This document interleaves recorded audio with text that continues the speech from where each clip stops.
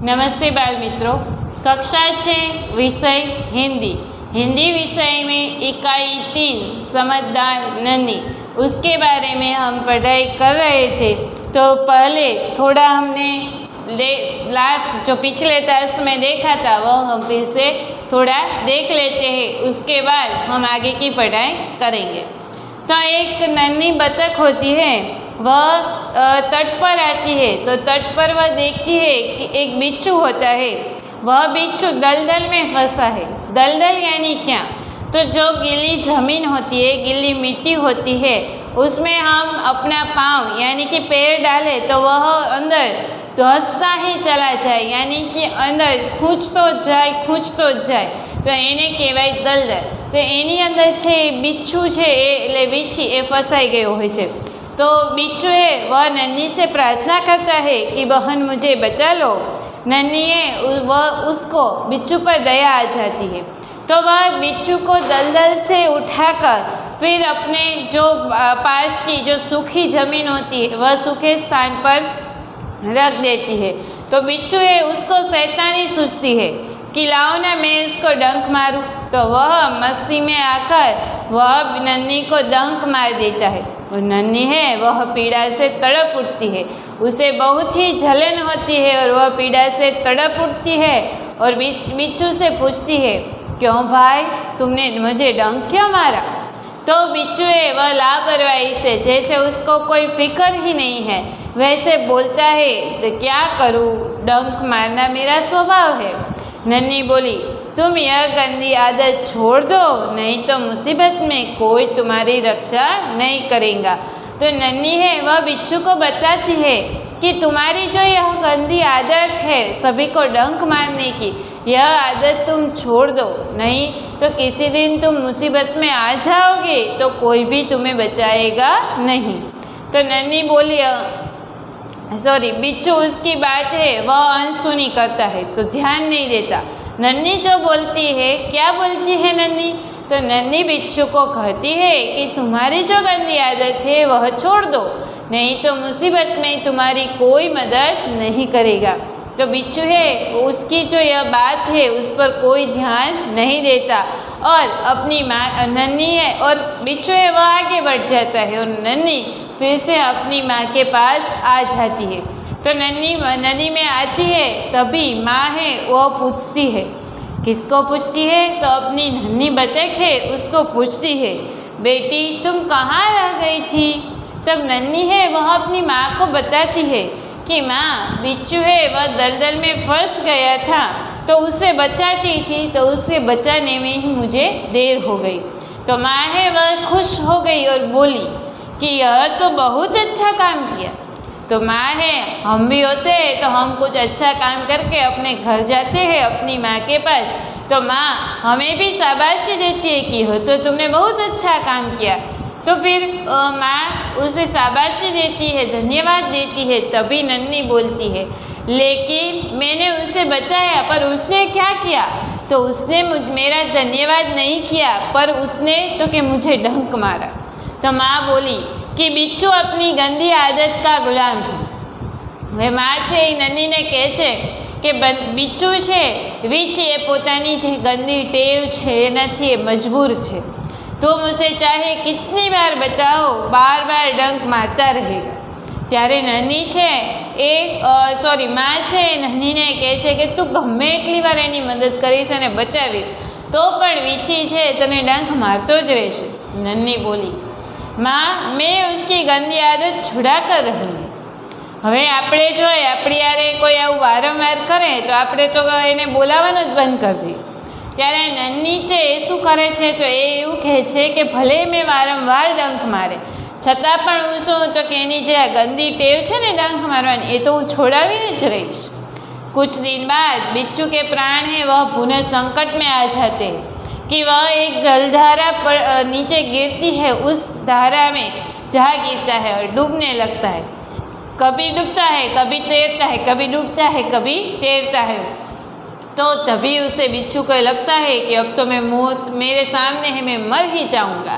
तभी उसको फिर से नन्ही की याद आ जाती है की ओर नन्ही को पुकारने लगता है और नन्ही उसकी करुण आवाज़ सुनकर एने जे करुण एक दयावणो जे आवाज़ होय ए आवाज़ एनो सांभળી अने नन्ही छे झपट कर जल्दी से बिच्छू के पास आ जाती है और सहसा ही उसके मन में विचार आया अने त्यारे ज सहसा यानी एकाएक त्यारे ज एना मन में एक विचार आव्यो हूँ आनी मदद शुं काम करूँ। फिर उसके मन में विचार आया और अब मैं इस गंदे स्वभाव वाले बिच्छू को नहीं बचाऊँ। कारण नन्ही ने पण एवुं थाय छे कि आवो गंदो स्वभाव छे आनो वारंवार डंक मारवानो तो हूँ आने नहीं बचाऊँ। पण बिच्छू गिड़गिड़ाने लगा, वारंवार विनंती करवा लाग्यो कि मने बचावो ने बेन बचावो ने। त्यारे नन्ही छे एनो विचार बदलाई जाय छे अने एणे विचार्युं कि क्यारेक एवुं पण बने कि वीछी छे एने पोतानी गंदी आदत छोड़ी दीधी होय तो नन्ही ने बिच्छू को दोबारा जीवन दान। हवे नन्हीए छे ने बीजी वार पण एनो जीव बचाव्यो और अपने स्वभाव के अनुसार बिच्छू अपनी डंक मारने की गंदी आदत का गुलाम था, इसलिए वह अपने स्वभाव के अनुसार नन्ही को डंक मारने के लिए आगे बढ़ा। तभी नन्ही है उसका इरादा समझ गई कि यह क्या करने वाला है। वह मुस्कुरा कर बोली और अब नन्ही बोलती है, हंसती है, मुस्कुराती है और बोलती है, बिच्छू भाई ठिठक क्यों गई, डंक मारो। तब नन्ही सामने से उसे बोलती है कि बिच्छू भाई तमे रुकी केम गया, ऊभा केम रही गया, मने डंक मारो। बिच्छू शर्म से पानी पानी हो गए अने बिच्छू छे ए लज्जित थई जाय छे ने शरम आवे छे। वह खिसिया कर बोला, वह लज्जित होकर बोला, एने शरम आवे छे एटले लज्जित थई जाय छे ने बोले छे, बहन एक बात बताओ, मैंने सदा तुम्हारे साथ विश्वासघात किया फिर भी तुमने मेरे साथ भलाई ही की है, ऐसा क्यों। अब बिच्छू शर्म से पानी पानी हो जाता है, उसे बहुत शर्म आती है और वह अब नन्ही को बोलता है कि नन्ही बहन तुमने मुझे जितनी भी बार बचाया, जितनी भी बार मेरा जीवन बचाया, मुझे जीवन दान दिया, उतनी ही बार मैंने आपको डंक मारा, फिर भी आपने मुझे बचाना नहीं छोड़ा, आपने फिर भी मेरा जीव है बचाया है, ऐसा क्यों। मैंने आपके पर बार बार बुराई की फिर भी आप मेरे पर भलाई करते गए, तो ऐसा क्यों। तो नन्ही अब जवाब देती है, भलाई करना मेरा स्वभाव है। नन्ही छे कहे छे कि बधानुं सारूं करवुं, सारूं ईच्छवुं ए मारो स्वभाव छे। मैं तुमसे बदला लेने के लिए अपनी अच्छी आदत क्यों छोड़ दूँ। हवे नन्ही छे ए बिच्छूने कहे छे कि मारे तारी साथे बदलो लेवो छे, तू मने डंक मारे छे तो हूँ तने बचावुं नहीं, तो आपणे बंने सरखा थई जईए कि बंने खराब। तमे एक तो डंक मारो एटले तमे खराब अने आपणे एनी मदद ना करीए, ए मुसीबतमां छे ने छतां पण आपणे एनी मदद ना करीए तो आपणे पण खराब। एटला माटे कहे छे कि तमने जोई तमारो खराब स्वभाव छे तो एवो स्वभाव हूँ मारो शुं काम करूं। मारो स्वभाव भलाई करवानो छे तो ए तो हूँ मारो स्वभाव क्यारेय छोड़ीश नहीं, एटले हूँ तमने वारंवार बचावती रही। मैं तुमसे बदला लेने के लिए अपनी अच्छी आदत क्यों छोड़ दूँ। नन्ही है वह बिच्छू को बताती है कि मैं एटले के हूँ तारी साथे बदलो लेवा माटे थई अने मारा सारा विचार छे, मारी सारी आदत छे, शुं काम छोड़ी दो। मेरा काम बचाना है, मैं मुसीबत में पड़े को बार बार बचाती रहूँ। नन्ही है वह बिच्छू को बोलती है कि मारो स्वभाव छे ने ए बधा ज व्यक्तिओने बचाववानो छे, बधा ज जीव जंतुओने बचाववानो छे अने मैं मुसीबत में पड़े को बार बार बचाती रहूँ। जो कोई भी व्यक्ति हो, पशु हो, प्राणी हो, जिसको भी मेरी मदद की ज़रूरत होगी उसको मैं हर बार मदद करती रहूँगी, उसको बार बार बचाती रहूँगी। तुम्हारा काम डंक मारना है, तुम मारते रहो, देखती हूँ कौन जीतता है। नन्ही है वह बिच्छू को बताती है कि तुम्हारा स्वभाव कौन सा है, डंक मारना, और मेरा स्वभाव क्या है, सभी को बचाना।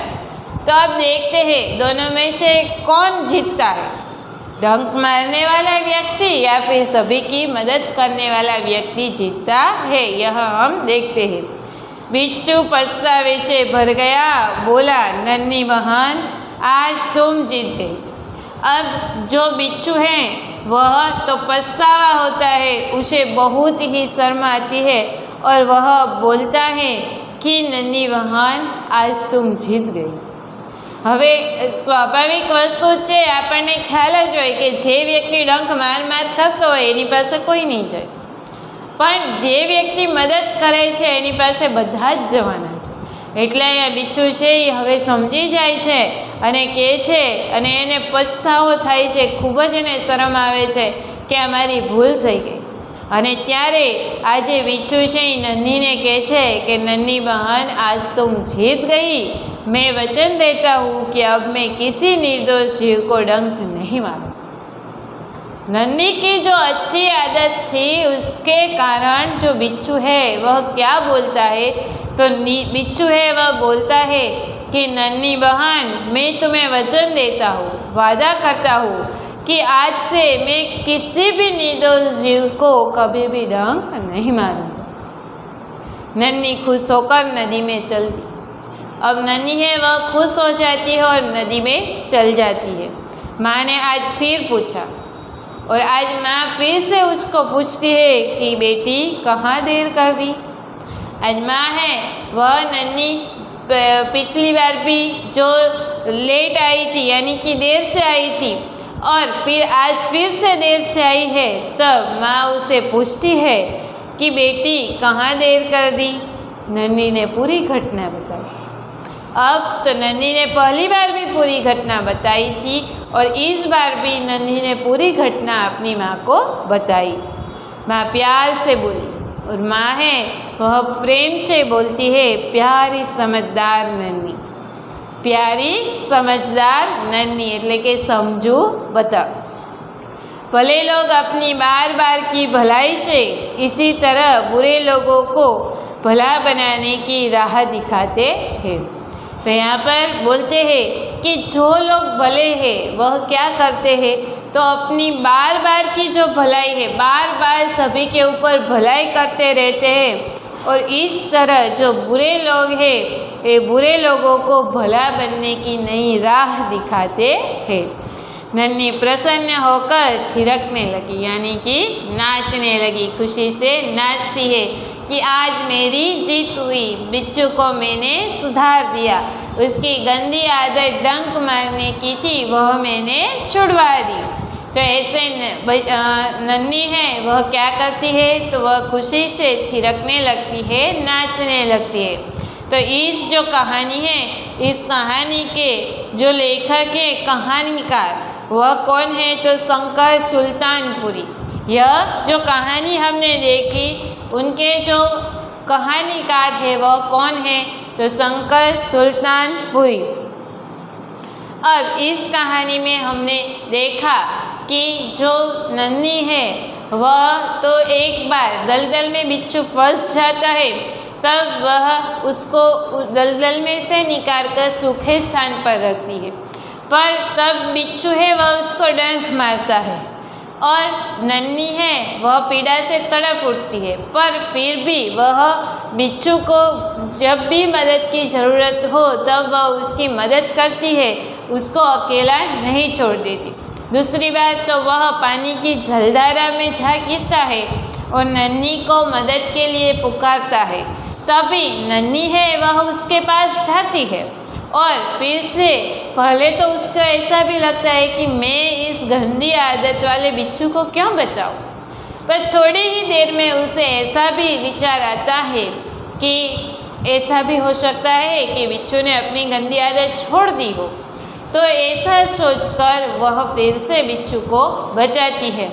जैसे ही वह बचाती है बिच्छू के जो प्राण हैं वह बच जाते हैं, तभी फिर से बिच्छू है वह उसको डंक मारने के लिए आगे बढ़ता है। तभी नन्ही बोलती है कि क्यों बिच्छू भाई रुक क्यों गए, आओ मुझे डंक मारो।